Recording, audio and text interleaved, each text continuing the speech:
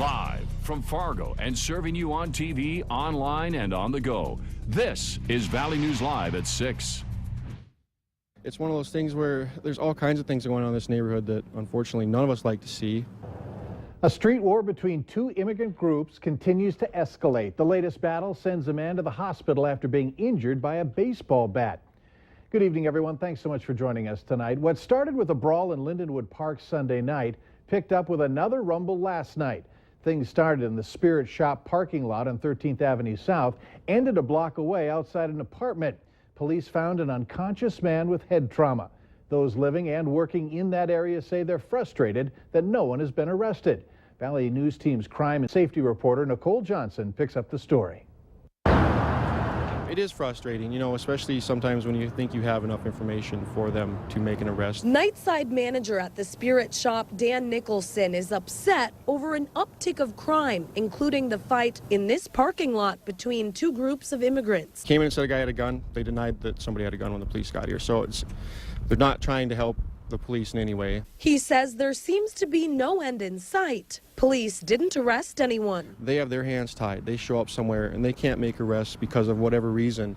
That's what's affecting their work too, and that's the frustrating part, because I can have an officer here in 2 minutes try and apprehend an individual or however it works out, and then, they get to go home that night. Nicholson is calling for a change of policies, saying the ongoing crime is making his business look bad. We have been able to identify some that are responsible, and ultimately we will charge them with the offenses that are appropriate. Police say there's no threat to the public and say the immigrant groups aren't gang related. You have to have certain parameters that are set up by the federal government to be able to identify somebody as a gang member, and there's none of those parameters are really met at this point. To me, when a group of people, no matter what, is committing crimes together, I guess I'd classify that a gang. Crimes affecting more than just Nicholson's backyard. Those living next to an apartment where Sunday's fight happened are concerned too. Susan Koskela was driving home when she saw the smashed windows and a large group of people talking to police. And I guess things can happen anywhere, but there's just been more and more things going on in Fargo the last several years. When it's this close to home, that's not a good thing. Nicole Johnson, Valley News Live. Police aren't saying what country the two immigrant groups came from. When we asked, they said it's not relevant. We still don't know the condition of the man beaten with the baseball bat. A family cookout and day of fun ends in unthinkable tragedy. 4 people dead, 4 others recovering from carbon monoxide poisoning in Blanchard, North Dakota. Emergency responders rescued 3 children before they started feeling sick. Hillsboro firefighters then pulled 5 others from the basement of the home. 4 people were pronounced dead at the scene. Homeowner Ross Matichek, Ricky Fisher, Megan Fisher, and 6-year-old Jabin Numis. Bonnie Fisher is still hospitalized. 3 female children were treated and placed in foster care. Family members spoke with Valley News Live Ashley Bishop today. It's not real yet. It's like a bad nightmare. After this, we'll be going to decide some very, very hard decisions on what we're going to do for funeral arrangements. Knutson adds that a fund has been set up to help the family. If you'd like to help, you can donate to the Fisher Memorial Fund at any Choice Financial Bank. We have new information tonight. The propane tank fire on Sunday is being ruled accidental. That according to investigators on the Fargo Fire Department. They say the propane tank had a leak which exposed it to a heat source and then ignited. The heat source is still unknown. The fire happened Sunday night and led to the temporary closure of North Broadway. The heat may have been delayed a little today, but it's here now. Let's head over to Hutch to see if we're in for a warm evening. Hutch? Well, we do have some relief in sight. Mike, it comes this evening for many of us. Here's a look at today. We saw temperatures soar very quickly in the afternoon.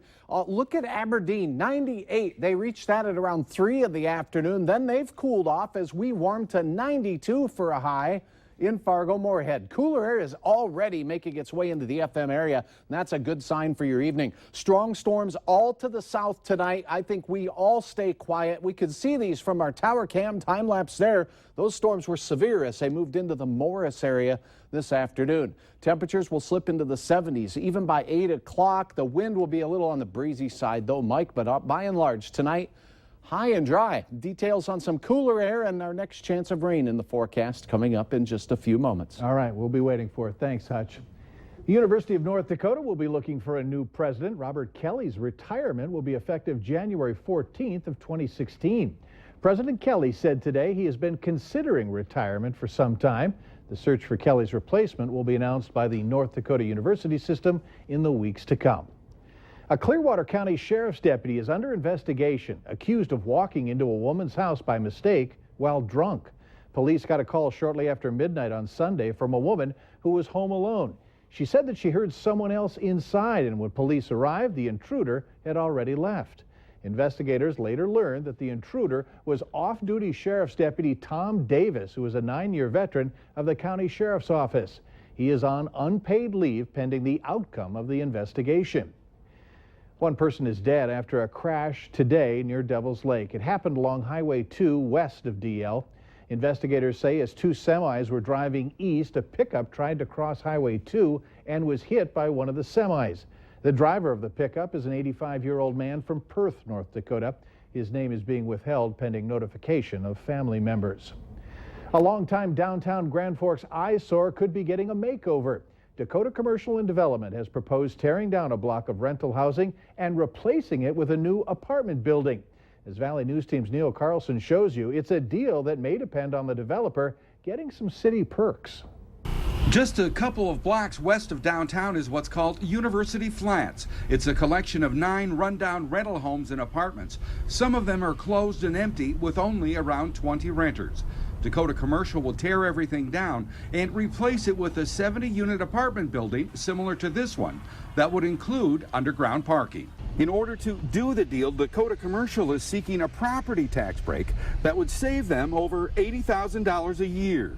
I think that they should for sure get their cleanup costs and probably some additional tax break for a period of time. I'm not really sure how long, but the cleanup costs obviously would be an incentive to do what they're going to do. Now, the city still needs to finish negotiating that tax incentive deal with the developer.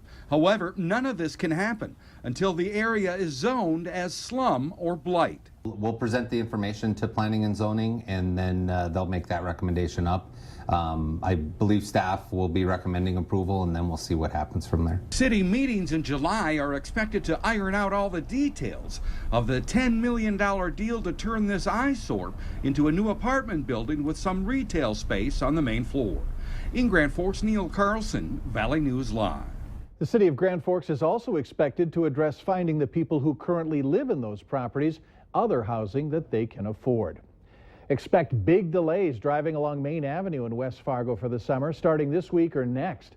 It's the final phase of the Main Avenue project. It's ready to start. Originally, planners had trouble getting a contractor for part of the project, but after making some changes, they have secured the contractor. And rip out the entire south half, lower it 2 to 3 feet in spots, and sometimes it can come over the drain. It's about level, but get that all done, get the storm sewer in, get it paved, and then flip, and then we got the big work. We got sanitary, water main, the rest of the storm sewer, and all the paving and the sidewalks and all that stuff that go in afterwards. So mid-July, early August, you start seeing that flip start to happen. Sounds like a lot of work. During the work, the north side of Main Avenue will be closed and traffic will be down to 1 lane in each direction on the south side of the road. Then they'll switch traffic once the south side portion is finished. Later on Valley News Live at 6, where mosquito spraying is planned for tonight. And it was a hot day across the valley with 90s to near 100s in portions of South Dakota. We'll have details on some slightly cooler weather in your forecast. That is next.